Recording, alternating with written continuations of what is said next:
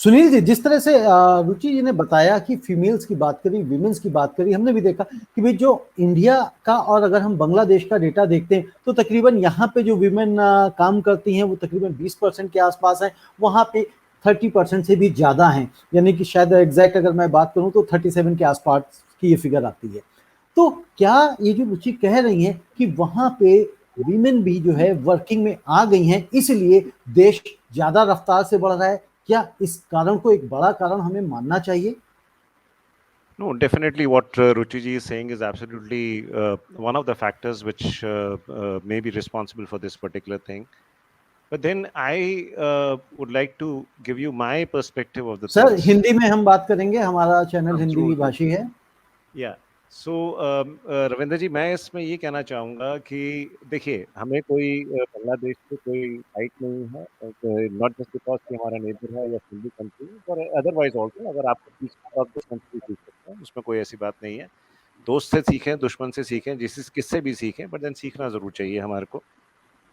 जैसे मैंने opening remark में कहा था, it is time for us to introspect. Introspect करने का मतलब हमें ये सोचने की ज़रूरत है कि हम कहाँ गलत जा रहे हैं। और मैं इसमें पास्ट में और फ्यूचर में नहीं जाना चाहूँगा। Future is mystery, I don't know क्या होने वाला है फ्यूचर में। अच्छे दिन आने वाले होंगे फ्यूचर में, 2030 में, 40 में, जब भी आएंगे मुझे नहीं पता। लेकिन यस, पास्ट में जो हुआ that is also history, so let me not go into that. I would talk of the present now. As far as the present is concerned, I have only 6 points to make, which I'll briefly just touch upon those points. देखिए, first of all, the government has to clear its objective कि government क्या करना चाहती है. Whether government wants an overall growth of the per capita and the nation and the entire population to really be empowered. This is what the first of all the government has to make it clear whether this is the objective of the government. Second thing is, जैसे I think Sumesh जी ने भी कहा था कि एक denial जो है ना, अगर हम डिनायल मोड में रहेंगे तो हम कभी भी आगे नहीं बढ़ सकते, बिकॉज हम एक चीज को डिनाई करते रहेंगे। अगर हम स्टैटिस्टिक्स दे रहेंगे नहीं जी सब कुछ ठीक है, और हम स्टैटिस्टिक्स को इस तरीके से प्रेजेंट करेंगे नहीं ये पर कैपिटा अगर हम कम भी हैं तो बाकी चीजों में ज्यादा है। देखिए, अगर हम बड़ी इकोनॉमी है, बड़ी कंट्री है, तो अगर हमारी प्रॉब्लम्स हैं तो हमारे पास रिसोर्सेज भी बहुत ज्यादा हैं। So that is no justification to my mind. अगर आज एक ये कहे कि भाई एक 2 करोड़ वाली कंपनी जो है वो बेटर प्लेस्ड है 130 करोड़ की कंपनी से, तो मैं इस बात को नहीं मानता। सो इसलिए जो है मैं ये मान लूं कि भाई 2 करोड़ की एक छोटी कंट्री जो है that is in a better position to have a better per capita income एक बड़ी कंट्री से। ये मेरे हिसाब से मेरे को एक्सेप्टेबल नहीं है ये आर्गुमेंट।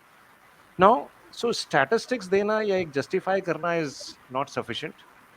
नेक्स्ट इज दैट अगर हम एक नैरेटिव ही बनाते रहेंगे, हेडलाइंस ही मैनेज करते रहेंगे, मीडिया ही मैनेज करते रहेंगे, नहीं हम बहुत अच्छा कर रहे हैं, हमारी जीडीपी बहुत अच्छी हो जाएगी, हम बहुत अच्छा कर लेंगे, और एक इमेज मैनेजमेंट और एरोगेंसी दिखाते रहेंगे अपनी, so then possibly we are not heading anywhere. We need right people, we don't need yes people. We want right men, not yes men.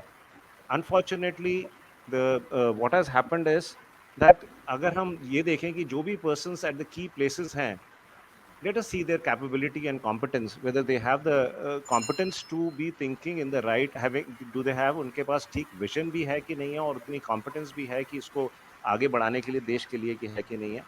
And then सबसे ज्यादा इंपॉर्टेंट जो मैं 6th चीज कहना चाहूंगा, मैं सिर्फ मैक्रो इश्यूज को टच कर रहा हूँ, मैं माइक्रो लेवल पे नहीं जा रहा हूँ, I am not going into micro details.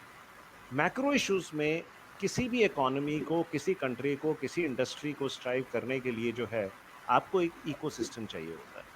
You need a stable, strong ecosystem which should support the industry, which supports growth, which supports peace. अगर हम अपना अगर हम present state situation देखें, we have created strife, we have stated confrontations, there are policy problems. So जब तक हम इनको रिजॉल्व नहीं करेंगे, हम अगर एक जो ये एक फार्मर्स एजिटेशन चल रहा है, इसको अगर हम मीडिया में अगर इसको कवर करना बंद कर देंगे, हम कहेंगे ये एजिटेशन खत्म हो गया, ये एजिटेशन खत्म नहीं हुआ है। Now this particular agitation is taking its toll in terms of GDP also, in terms of per capita income also, in terms of foreign investment also.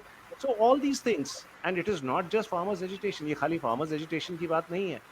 हमने पिछले कुछ सालों के अंदर ऐसी कन्फ्रंटेशंस और स्ट्राइफ्स क्रिएट करी हैं जिसको हमने रिजॉल्व करने के बजाय हमने अपना नैरेटिव चेंज करके हमने कहा जी हमारा सब कुछ ठीक है। वो ठीक करने से नहीं चलता। आज अगर कोविड मैनेजमेंट की भी बात है, अगर हम ये कहते हैं कि हमारा कोविड मैनेजमेंट ठीक है, डेथ्स हमारी सिर्फ जो है वो 3 लाख डेथ हुई हैं, then nobody is believing us. So the point is, एक नैरेटिव, इमेज मैनेजमेंट, एक statistics is not going to help us. We need to work at the grass root level, और हमारे को जो है एक इकोसिस्टम प्रॉपर क्रिएट करने की जरूरत है। And we need FDI also. एक तरफ हम कहते हैं कि एफडीआई की हमारे को जरूरत है, और दूसरा हम यहाँ पे इकोसिस्टम अगर आप इतना खराब करके रखेंगे, whether it is law and order, whether it is rapes, whether it is riots, whether it is general confrontation, अगर हम इन सब चीज़ों को एक कंट्रोल करके एक इकोसिस्टम प्रॉपर क्रिएट नहीं करेंगे, then how do you expect, अगर अगर किसी ने भी इंडिया आना है, वो ये बात जरूर देखेगा कि दिल्ली के बॉर्डर्स पर प्रोटेस्ट हो रहा है, he would not come. Please believe me, Covid अगर मिसमैनेज हुआ है इंडिया के अंदर, उसका इम्पैक्ट हमारे पास फॉरेन से इन्वेस्टमेंट आने पर आएगा इम्पैक्ट उसका।